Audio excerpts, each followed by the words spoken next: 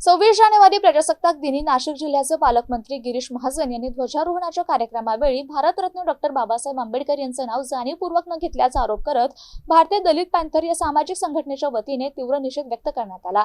या निषेधाच्या पार्श्वभूमीवर संघटनेच्या कार्यकर्त्यांनी विभागीय आयुक्तालयात निदर्शने करून विभागीय आयुक्तांना निवेदन सादर केलं।